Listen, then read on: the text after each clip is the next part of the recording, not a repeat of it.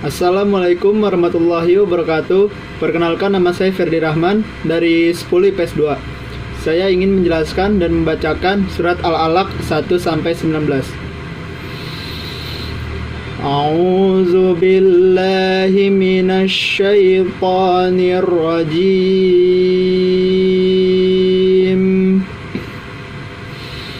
Bismillahirrahmanirrahim. Iqra' bismi rabbikal ladzi khalaq. Khalaqal insana min 'alaq. Iqra' wa rabbukal akram. Alladzi 'allama bil qalam. Allamal insana ma lam ya'lam. Kalla innal insana layatgha ar-ra'ahu istaghna. Inna ila rabbikar ruj'a. Ara'aital ladzi yanha 'abdan idza shalla. Ara'aita in kana 'alal huda aw amara bit taqwa. Ara'aita in kadzdzaba wa tawalla. Alam ya'lam bi anna Allaha yara. Kalla la illam yantahi lanasfa'an bin nasiyah. Nasiyatin kadhibatin khati'ah. Falyad'u nadiyah. Sanad'u zabaniyah. Kalla la tuti'hu wasjud waqtarib.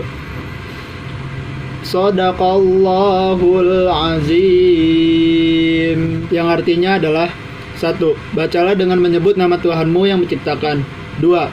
Dia telah menciptakan manusia dari segumpal darah. 3. Bacalah dan Tuhanmu lah yang maha mulia. 4. Yang mengajar manusia dengan pena. 5. Dia mengajarkan manusia apa yang tidak diketahuinya. 6. Sekali-sekali tidak, sungguh manusia itu benar-benar melampaui batas. 7. Apabila melihat dirinya serba cukup. 8. Sungguh hanya kepada Tuhanmu lah tempat kembalimu. 9. Bagaimana pendapatmu tentang orang yang melarang? 10. Seorang hamba ketika dia melaksanakan sholat. 11. Bagaimana pendapatmu jika yang dia sholat itu berada di atas kebenaran petunjuk? 12. Atau dia menyuruh bertakwa kepada Allah? 13. Bagaimana pendapatmu jika dia yang melarang itu mendustakan dan berpaling? 14. Tidak mengetahui bahwa sesungguhnya Allah melihat segala perbuatannya. 15. Sekali-sekali tidak, sungguh jika dia tidak berhenti berbuat demikian, niscaya kami tarik ubun-ubunnya ke dalam neraka. 16. Yaitu ubun-ubun orang yang mendustakan dan durhaka. 17. Maka biarlah dia memanggil golongannya untuk menolongnya. 18. Kelak kami akan memanggilkan malaikat Zabaniyah, penyiksa orang-orang yang berdosa. 19. Sekali-sekali tidak, janganlah kamu patuh kepadanya, dan sujudlah serta dekatlah dirimu kepada Allah. Selanjutnya, saya ingin membacakan hukum tajwid dari surat Al-Alaq. Yang pertama, Iqra. Di situ ada Iqra, qalqalah sugro, ada huruf qalqalah, qaf berharokat sukun. Iqra. Yang kedua, ada izhar, nun sukun atau tanwin bertemu huruf ain. Di situ ada min 'alaq. Nun mati bertemu ain. Yang ketiga, ada alif lam qamariyah, dibaca jelas alif lam bertemu qaf. Di situ di ayat ketiga itu ada di rob bukal. Di situ ada alif lam qamariyah. Yang keempat, ada mat tabi'i, mat dibaca panjang 2 harokat. Di situ ada allazi 'allama bil qalam. Allazi. Yang kelima ada ikhfa, nun sukun bertemu dengan huruf sin. 'Allamal insa. 'Allamal insa. Yang keenam ada mad zaid musfasil, adalah mad dan hamzah dalam satu kata bertemu di kata lainnya. Kalla innal kalla, di situ ada benderanya. Kalla. Yang ketujuh ada idgham bila gunnah. Nun sukun atau tanwin bertemu dengan ro. Ar-ro'a, di situ ada nun mati bertemu ro. Ar-ro'a. Yang kedelapan ada mad tabi'i. Huruf lam berharokat fathah bertemu alif dan setelahnya tidak bertemu hamzah. Inna ila. Yang kesembilan ada izhar, nun sukun atau tanwin bertemu dengan ha. Ara'aital ladzi yanha. Di situ ada nun mati bertemu ha. Yanha.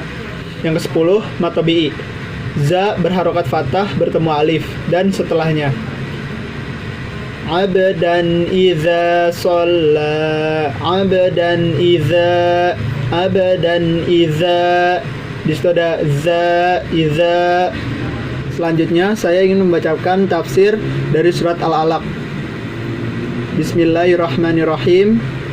Seorang alim tafsir bernama Ibnu Katsir rahimahullah berkata di dalam kitab tafsirnya yang berjudul Tafsirul Quran Azim.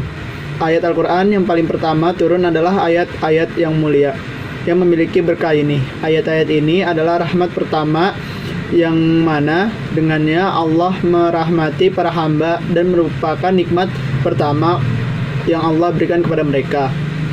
Di dalam ayat-ayat ini terdapat peringatan tentang awal mula penciptaan manusia adalah dari segumpal darah. Di antara kemurahan Allah Ta'ala adalah mengajarkan kepada manusia tentang hal yang tidak mereka ketahui. Lalu Allah mengangkat derajatnya dan memuliakannya dengan ilmu. Ilmu inilah yang ukurannya yang membedakan antara bapa manusia Adam dengan para malaikat. Oleh karena itu Allah berfirman di dalam sebuah atsar disebutkan, ingatlah ilmu itu dengan tulisan. Riwayat Al-Hakim 1/106 dari Umar bin Khattab dan Anas bin Malik secara mauquf. Atsar ini sahih. Di dalam atsar yang lain, barang siapa yang mengamalkan ilmunya, maka Allah akan memberinya ilmu yang tidak diketahuinya sebelumnya. Diriwayatkan oleh Abu Nuaim di Hilyatul Aulia. Selesai penukilan kalam Ibnu Katsir rahimahullah. Seorang alim tafsir yang lainnya yaitu Imam Asy-Syaukani berkata di dalam kitab tafsirnya yang berjudul Fathul Qadir, makna alladzi 'allama bil qalam adalah mengajarkan tulisan kepada manusia dengan perantara alat tulis. Dengan perantara itu, dia akan mampu untuk mengetahui segala tulisan. Az-Zajjaj berkata, mengajarkan manusia tulisan dengan alat tulis. Qatadah berkata, alat tulis merupakan nikmat yang besar dari Allah Azza wa Jalla. Kalau bukan karena alat tulis, tidak akan tegak agama dan tidak akan bagus kehidupan ini. Lalu Imam Asy-Syaukani berkata, Allah juga telah mengingatkan akan keutamaan ilmu tulisan karena mengandung manfaat yang besar, yang tidak bisa mengetahui seluruh manfaatnya kecuali dia saja. Tidaklah ilmu-ilmu dibukukan, hukum-hukum dikumpulkan, sejarah dan perkataan orang-orang masa dahulu diteliti, dan kitab-kitab Allah yang diturunkan, melainkan semuanya dengan tulisan. Kalau bukan karena adanya tulisan, maka tidak akan tegak perkara agama. Begitu pula dengan urusan dunia. Lanjutnya, saya akan membacakan 2 hadis terkait mengenai menuntut ilmu. Yang pertama, utlubul ilma minal mahdi ilal lahdi. Artinya, tuntutlah ilmu dari boyan bayi hingga liang lahat. Yang kedua, yaitu tolabul ilmi faridatan ala kulli muslimin. Menuntut ilmu adalah kewajiban bagi setiap individu muslimin. Kita harus menuntut ilmu, baik itu masih kecil ataupun nanti sudah dewasa. Artinya, baik itu ilmu apapun di bidang apapun, tapi yang terpenting adalah ilmu agama. Setiap muslim itu kalau tidak memiliki ilmu, maka agama ini tidak bisa meluas atau tidak bisa bertahan lama. Tuntutlah ilmu dari boyan bayi hingga liang lahat. Itu juga bisa diartikan kita harus menuntut ilmu, tidak hanya menuntut ilmu saja, tetapi kita harus mengamalkannya kepada orang lain. Walaupun itu hanya sedikit, walaupun orang itu menganggap bahwa kita so alim atau apapun itu, yang penting kita tetap menuntut ilmu, menyebarkannya, mengajarkannya, dan mengamalkannya. Sekian dari saya. Apabila ada kesalahan mohon maaf. Wassalamualaikum warahmatullahi wabarakatuh.